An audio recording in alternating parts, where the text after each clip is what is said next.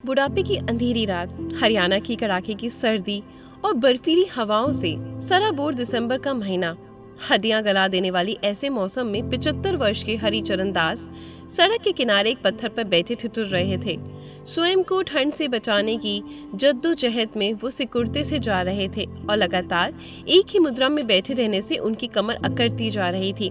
शरीर पर मोटे कपड़े से बना एक धोती कुर्ता पहने थे, एक पुराना सा मफलर जो उनके सिर और कानों को एक साथ ढकने में असमर्थ था, और एक पतली सी शॉल ओढ़ी हुई थी जिसमें ठंडी हवाएं छन कर जाती तो एक तेज कपकपी सी उठती। ऐसे भयंकर मौसम में उनकी दोनों बूढ़ी आंखें दूर तक पसरे अंधेरे और धुंध में अपने बेटे अमित की एक झलक पाने के लिए तरस रही थी, परंतु जितनी बार रास्ते की ओर देखती असफलता ही हाथ लगती। आज दोपहर को ही अपने बेटे के साथ फरीदाबाद से चले थे हरिचरण दास। बहुत दिनों से उनके जोड़ों का दर्द खत्म होने का नाम ही नहीं ले रहा था। सुबह शाम दर्द से कराहते रहते थे। कल शाम को जब जोड़ों का दर्द ज्यादा बढ़ गया तो अमित ने चिंता दिखाते हुए कहा, पिताजी, आपके जोड़ों की परेशानी दिन ब दिन बढ़ती ही जा रही है। दिल्ली में जोड़ों के दर्द का एक बहुत अच्छा डॉक्टर है, आपको कल वहाँ दिखा कर लेकर आता हूँ। बेटी की बात सुनकर हरिचरण जी बोले, बेटा, ये जोड़ों का दर्द तो एक ऐसी परेशानी है जो बुजुर्ग अवस्था में आ ही जाती है, इसका इलाज संभव नहीं। ऐसी बात नहीं पिताजी, अच्छा इलाज मिले तो सब संभव है। आप देखना, उनका इलाज पाकर आप 10 दिन में दौड़ने लगेंगे। अपने बेटे के मन में अपने प्रति इतना प्यार देखकर वो मन ही मन निहाल हो रहे थे। तभी विदेश से उनके पोते तनुष का फोन आया और सबका हालचाल पूछते हुए उसने दादाजी से बात करी। चिंतित स्वर में उनके जोड़ों के दर्द के बारे में पूछा तो उन्होंने कहा, कल तेरे पापा मुझे दवाई दिलवा कर लेकर आएंगे, तू बस अपनी पढ़ाई पर ध्यान दे, मेरी चिंता मत किया कर। तेरी मेहनत के दम पर ही तेरा सिलेक्शन विदेश की पढ़ाई के लिए हो पाएगा। चिंता कैसे ना करूं दादाजी, आप तो मेरे बेस्ट फ्रेंड हैं। बचपन से तो दादी और आपके साथ रहता आया हूँ। मम्मी पापा तो शहर में नौकरी करते थे, इसलिए तो आप दोनों के दिल के बेहद करीब हूँ। लेकिन दादी की मृत्यु के बाद मैं आपको नहीं खोना चाहता, इसलिए आप अपना पूरा ध्यान रखिए। ठीक है बेटा, ठीक है, मैं अपना पूरा ध्यान रखूंगा, हंसते हुए हरिचरण जी ने कहा और फोन रख दिया। दोपहर 3 बजे के करीब अमित और अपने बाबूजी के साथ स्कूटर पर निकल पड़ा। शाम 5 बजे तक वे लोग दिल्ली पहुंच गए। दिल्ली शहर में प्रवेश करने के कुछ देर बाद ही अमित ने सड़क के किनारे स्कूटर रोक दी और कहा, यहाँ से भीड़ भाड़ वाला इलाका शुरू होता है, मैं पहले डॉक्टर के पास जाकर नंबर लगवा लेता हूँ, तब तक आप यहीं मेरा इंतजार करें। हरिचरण जी घबराते हुए बोले, बेटा, तुम मुझे भी अपने साथ ले चलो, मैं यहाँ बैठकर अकेला क्या करूँगा।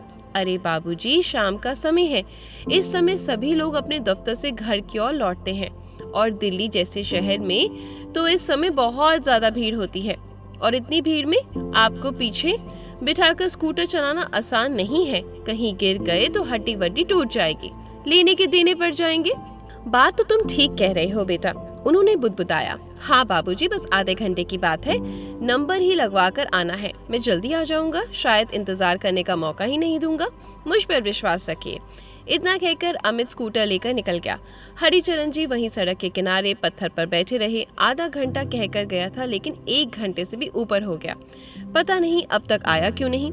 धीरे धीरे शाम गहराने लगी। हरिचरण जी अपने आप को असहाय महसूस करने लगे। धीरे धीरे सड़कों से भीड़ कम होने लगी और इसके बाद तो लगभग सन्नाटा सा छा गया। केवल इक्का दुक्का गाड़ियां ही चल रही थी। फिर अचानक स्ट्रीट लाइट भी बंद हो गई। अंधेरी रात थी तो सुनसान सड़क भी भयानक नजर आने लगी। खून जमाने देने वाली ठंड पड़ रही थी तो उन्होंने ऊपर से नीचे तक अपने आप को शॉल से लपेट लिया।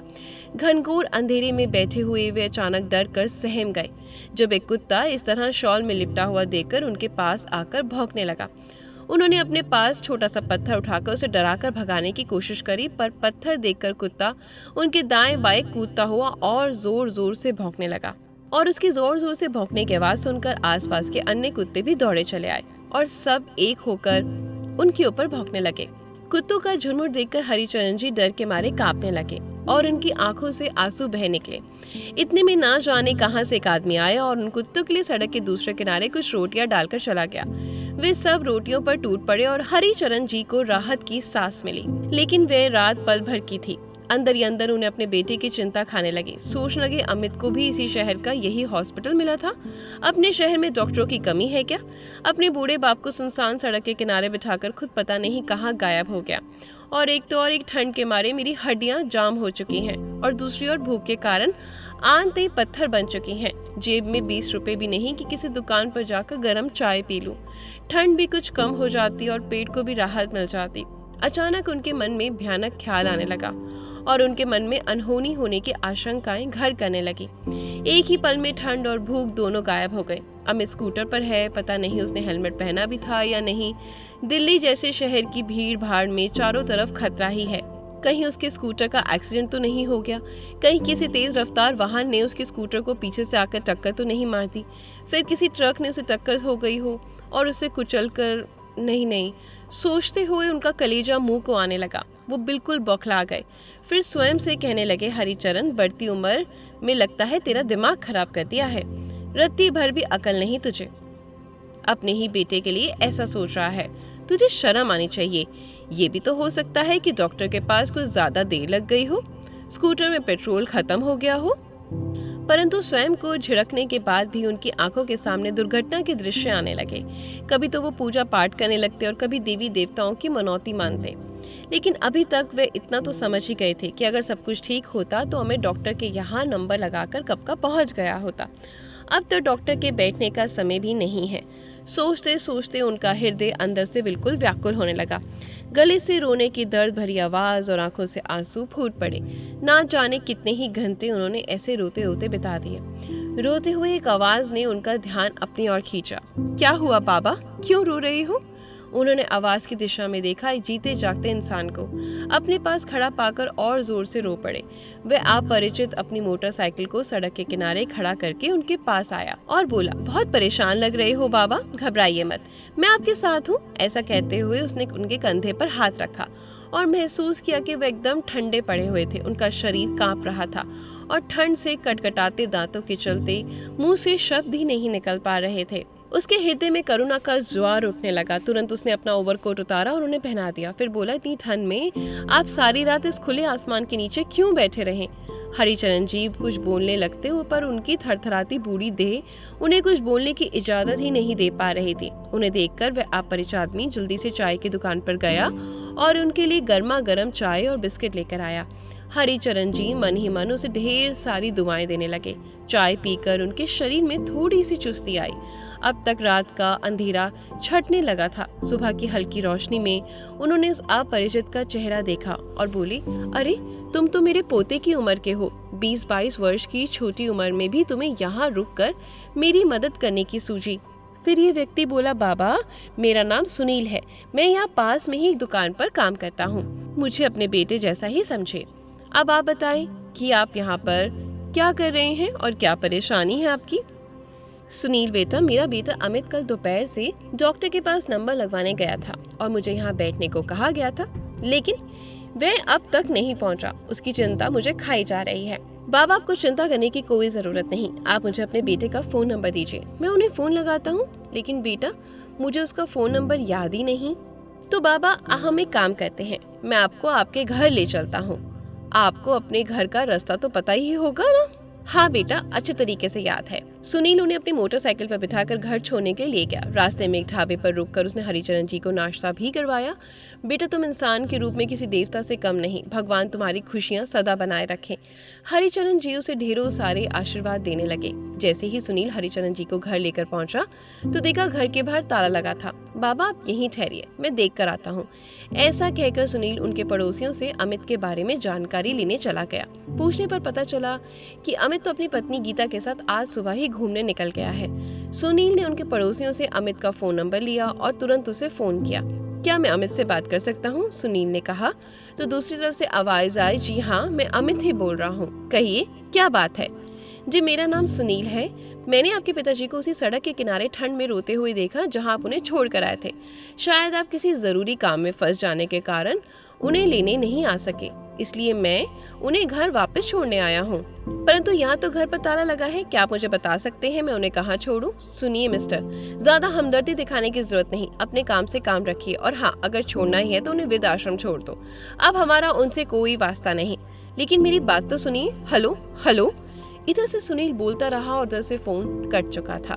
बेटा, बात हुई अमित से? मेरा बेटा ठीक तो है ना? वह मुझे लेने क्यों नहीं आया? कुछ तो बताओ बेटा। हाँ बाबा, आपका बेटा बिल्कुल ठीक है। वह आपको लेने इसलिए नहीं आया क्योंकि वह आपको लाना चाहता ही नहीं था। वह आपसे पीछा छुड़ाना चाहता था। सच कहूँ तो आपके बेटे की नीयत में खोट था, मुझे लग ही रहा था, वरना इतनी ठंड में कोई अपने बूढ़े बाप को इस हालत में कैसे छोड़कर जा सकता है। बाबा, आप मेरी बात मानिए, आप वृद्धाश्रम चलिए, मैं आपको छोड़ देता हूँ। हरिचरण जी और उसकी ओर मुंह बाएं ताकते रहे। उनकी आंखें टपटपा गई और बोले, मैं कोई लवारिस थोड़ी ना हूँ, मेरा भी तो परिवार है। मुझे वृद्धाश्रम छोड़ने की बात तुम्हारे दिमाग में आई भी कैसे? बाबा, ये बात मुझे आपके बेटे ने कही है, सुनील ने कहा। कांपती और रुआसी आवाज में हरिचरण जी बोले, आखिर मेरा अपना ही बेटा मुझे क्यों समझेगा? मुझे तो 2 वक्त की रोटी देना मेरी बहू को क्यों खलने लगा? माना कि कभी बहू मेरे काम करते हुए परेशान हो जाती थी, अमित को मेरी दवाइयों का खर्चा थोड़ा ज्यादा लगता था, छोटी छोटी बातों पर मेरा टोकना उन्हें पसंद नहीं था, मेरी खांसने की आवाज उन्हें तकलीफ देती थी, लेकिन मैं उनके टुकड़ों पर नहीं पल रहा। अपनी जिंदगी भर की कमाई अपने बेटे के नाम की है मैंने। नहीं नहीं, मेरा बेटा बहू इतने एहसान फरामोश नहीं हो सकते कि वे कभी इतना नीचे गिर सकते हैं। तुम्हें कुछ गलत फहमी हुई है बेटा। बाबा, मेरे मोबाइल में की गई कॉल की रिकॉर्डिंग रहती है, मेरी आपके बेटे से जो बात हुई है उसे मैं आपको सुनाता हूँ। ऐसा कहकर सुनील ने अपना फोन हरिचरण जी के कान पर लगाया। कॉल की रिकॉर्डिंग सुनकर हरिचरण जी स्तंभ रह गए। उन्हें अपने कानों पर यकीन ही नहीं हुआ। वह पत्थर की तरह एक जगह पर खड़े रह गए। फिर कुछ देर बाद करुणा और वेदना मिश्रित आवाज में बोले, चलो बेटा, मुझे वृद्धाश्रम ही छोड़ दो। कपकपी आवाज में ऐसा कहते हुए उनके अंदर का दर्द आंसुओं के जरिए झलक पड़ा। सुनील ने इंटरनेट के जरिए शहर के एक अच्छे वृद्ध आश्रम का पता ढूंढा। वृद्ध आश्रम में पहुंचते ही संचालकों ने उनके विषय में जानकारी ली। एक लोकल न्यूज रिपोर्टर जो वहीं उपस्थित था, उसने हरिचरण जी का वीडियो बनाया और सोशल मीडिया पर शेयर किया कि देखिए किस तरह आज की पीढ़ी संस्कारों में नहीं बल्कि स्वार्थों में जीवन जीती है। आज सिर्फ उपयोगी चीजों को घर में रखकर अनुपयोगी वस्तुओं को फेंकने का जमाना है। कोई पुल के नीचे बिठाकर गायब हो जाता है, कोई मंदिर की सीढ़ियों पर बिठाकर गायब हो जाता है, और आज डॉक्टर के यहाँ नंबर लगाने के बहाने। आखिर ये कब तक चलेगा? ये बातें सुनकर हरिचरण जी का कलेजा फट सा जा रहा था। हरिचरण जी का पोता तनुज, जो विदेश में था, तो सोशल मीडिया पर अपने शहर की खबरें अक्सर देखा करता था, ये जानने के लिए कि उसके शहर में क्या क्या घटनाएं घटित हो रही हैं। एक दिन फेसबुक पर उसने वीडियो देखते देखते उसने अपने दादाजी का वीडियो दिखाई दिया। एक पल के लिए उसे लगा कि ये मेरे दादाजी नहीं हो सकते, लेकिन जब रिपोर्टर ने नाम लेकर उन्हें संबोधित किया तो उसे यकीन हो गया कि ये उसके दादाजी हैं। उनका रोता हुआ चेहरा और उसके माता पिता की करतूतों ने उसके हृदय को जैसे चीर कर रख दिया। न्यूज रिपोर्टर की बातें सुनकर उसका दिल दहल गया था। उसने तुरंत अपने घर का फोन लगाया और हमेशा की तरह पहला सवाल किया कि माँ, दादाजी कहाँ हैं? वे ठीक तो है ना? मुझे उनकी चिंता हो रही है।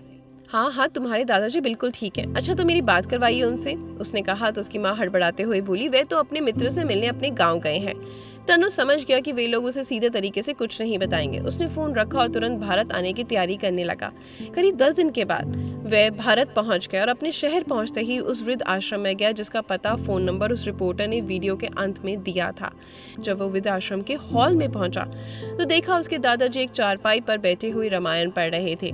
उसे याद आया कि जब बचपन में वह अपने दादाजी के पास गाँव में रहता था तो उसके दादाजी जब भी रामायण पढ़ते तो वह उनके पास आकर चौकड़ी लगाकर बैठ जाता। दादाजी बड़े प्यार से उसे हर पंक्ति का अर्थ स्पष्ट किया करते, लेकिन उस समय और इस समय में बहुत फर्क था। उस समय उसके दादाजी हट्टे कट्टे हुआ करते थे, लेकिन आज दादाजी बहुत कमजोर दिख रहे थे। कमजोरी और वृद्धावस्था के कारण उनके हाथ और पैर कांप रहे थे। उनकी यह हालत देखकर उनके पोते के दुख की सीमा नहीं रही। आंखों में आंसू अपने दादाजी की ओर बूढ़ा और उनकी चारपाई पर चौकड़ी लगाकर बैठ गया और उनकी सुनाई हुई रामायण की पंक्तियां सुनने लगा। हरिचरण जी ने महसूस किया कि उनके बाजू पर पानी की कुछ बूंदें गिर रही हैं। उन्होंने रामायण की किताब को एक तरफ रखा और नजर उठाकर अपने पास बैठे व्यक्ति की ओर देखा। उनकी हैरानी का ठिकाना ना रहा जब उन्होंने देखा कि उनका पोता तनुज उनके पास बैठा है और ये उसी के आंसू थे जो उनकी बाजू को भिगो रहे थे। अपने पोते को देखते ही उसे गले लगाकर रोने लगे। कुछ देर दोनों यूं ही बैठे रहे। फिर खुद को संभालते हुए दादाजी ने पूछा, तो कब आया तनुष बेटा? तनुष ने कहा, दादाजी मैंने आपका वीडियो देखा, मुझे समझ ही नहीं आया कि आखिर ये सब कैसे हो गया, मुझे बताइए दादाजी। लेकिन दादाजी उसे कुछ बताने को तैयार नहीं थे। फिर तनुष ने उनका हाथ अपने सर पर रखते हुए कहा, आपको मेरी कसम, अब मुझे सारी बात बताएं। जैसे ही तनुष ने अपनी कसम दी, उन्होंने अपना सिर अपने पोते की गोद पर रख दिया, मानो वो कब से अपने का प्यार पाने को तरस रहे थे। उन्होंने अपनी आप बीती सुनाई तो तनुष गुस्से से तमतमा उठा, उसका चेहरा लाल हो चुका था। चलिए दादाजी, आप मेरे साथ चलिए। नहीं बेटा, पहले ही मेरा बहुत तमाशा बन चुका है, अब मैं उस घर वापस नहीं जाऊंगा। अरे आप चलिए तो। ऐसा कहकर अपने दादाजी को लेकर वृद्धाश्रम से बाहर आया और उनके साथ टैक्सी में बैठकर अपने घर की ओर गया। घर पहुंचकर अपने दादाजी को टैक्सी में ही बैठाकर उसने डोर बेल बजाई। जैसे ही उसकी माँ ने दरवाजा खोला तो सामने अपने बेटे को देखकर उसके चेहरे पर आश्चर्य और खुशी के भाव दोनों साथ में आ गए। फिर अपने पति को आवाज देते हुए बोली, अजी सुनते हो, आकर देखिए कौन आया है। अमित आवाज सुनकर दौड़ा दौड़ा आया। माता पिता दोनों बेटे तनुष को इतने दिनों बाद देखकर उनके गले लगने लगे, लेकिन बेटे ने उन दोनों को वहीं रोक दिया और बोला, मुझे पहले ये बताइए कि मेरे दादाजी कहाँ हैं? बेटा तुम्हें बताया तो था कि तुम्हारे दादाजी की दिमागी हालत ठीक नहीं, घर छोड़कर ना जाने कहाँ निकल गए। लेकिन माँ, फोन पर तो आपने बताया था कि वे अपने गाँव गए हैं अपने मित्र से मिलने। दोनों पति पत्नी घबराते हुए एक दूसरे को देखने लगे। फिर दोनों से उसने कहा, अच्छा अगर उनकी दिमागी हालत ठीक नहीं तो वे कहीं निकल गए, तो क्या आपने पुलिस में रिपोर्ट दर्ज कराई? अपने बेटे की बात सुनकर उनके पास कोई जवाब नहीं था। इतने में तनुज अपने दादाजी को गाड़ी से बाहर लेकर आया। अपने बाबूजी को सामने खड़ा देखकर दोनों बेटा बहू तुरंत उनके चरणों में गिर गए और ढोंग करते हुए बोले, बाबूजी आप कहाँ चले गए थे? हमने आपको कहाँ कहाँ नहीं ढूंढा। ये बातें बाद में कीजिएगा, पहले ये तो देखिए। अपने माता पिता को अपने मोबाइल में वही वीडियो दिखाते हुए बोला। वह वीडियो देखकर तो उन लोगों का खून सूख गया, उन दोनों के चेहरों का रंग उड़ गया। पिताजी मुझे एक बात तो बताइए, एक अनजान शहर में अपने पिता को एक सड़क के किनारे इतनी कपकपाती हुई ठंड में छोड़ते हुए आपका हृदय जरा सा भी नहीं पसीजा? क्या मांगते थे मेरे दादाजी आपसे? केवल 2 वक्त की रोटी और थोड़ा सा प्यार? और माँ, आप औरत तो ममता की मूर्ति होती है ना, दया और करुणा तो उसके स्वभाव में होता है, लेकिन आपको भी दादाजी पर बिल्कुल दया नहीं आई? शर्म आती है मुझे आप दोनों को अपने माता पिता कहते हुए। मेरे दादाजी आपको बोझ लगते हैं ना?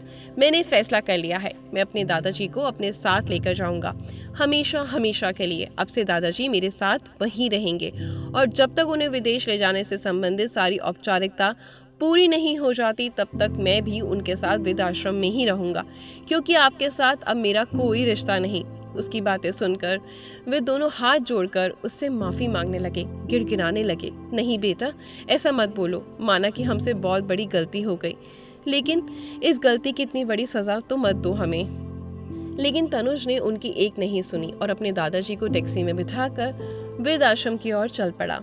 दोस्तों, आशा करती हूँ आज की आपको मेरी कहानी बहुत ज़्यादा पसंद आई होगी। अगर हाँ तो वीडियो को लाइक और शेयर ज़रूर करिएगा।